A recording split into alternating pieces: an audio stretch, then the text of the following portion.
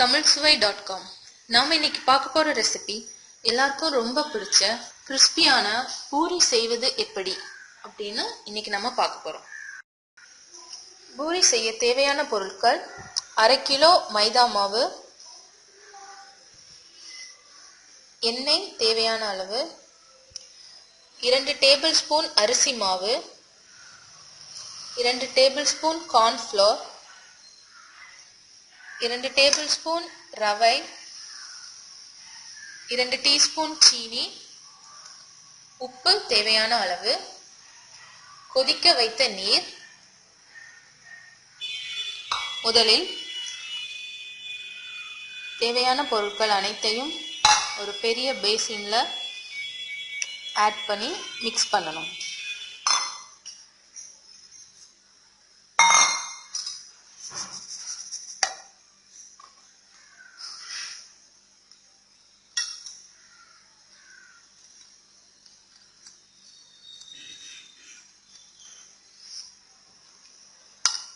இப்போ தேவையான அளவு எண்ணெய் ஊற்றணும்.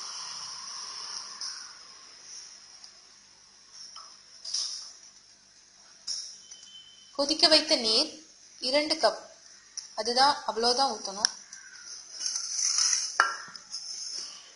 எல்லா மாவையும் சேர்த்து நல்லா மிக்ஸ் பண்ணி கலந்த அப்புறமா கொதிக்க வைத்த நீரை ஊற்றி நன்றாக கிளறும்.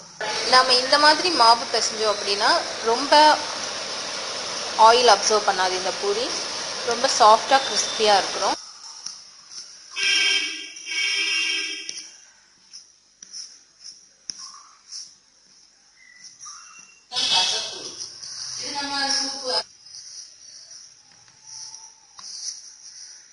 நன்றாக பிசைய வேண்டும்.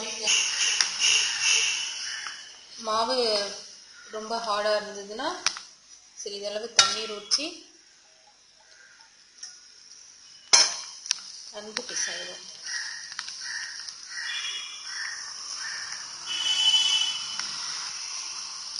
இப்போது பூரிக்கு தேவையான மாவு பக்குவமாக மிருதுவாக எல்லாம் ஒன்றாக சேர்த்து தயாராக உள்ளது. மாவை சிறிய உருண்டைகளாக பிடித்துக் கொள்ளவும். பின்பு வட்டமாக பூரி வடிவில் கனமான சிறிய உருண்டைகளாக உருட்டி எடுக்கவும்.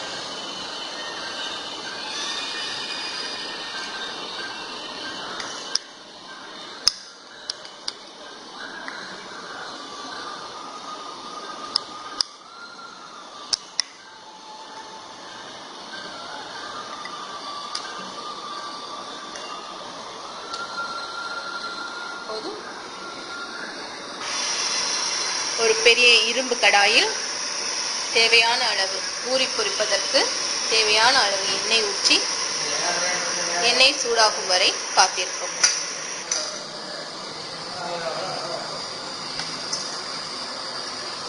எண்ணெய் சூடானவுடன் பூரியை பொன்னிறமாக பொரித்தெடுக்கவும்.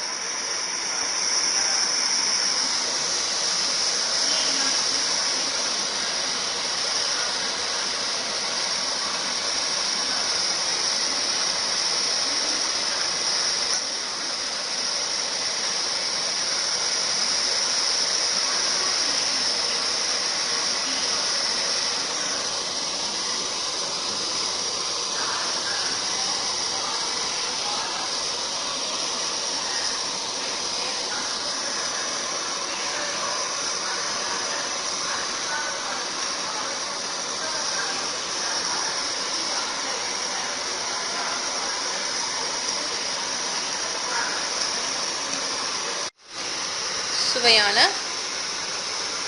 கிறிஸ்பியான பூரி தயார்.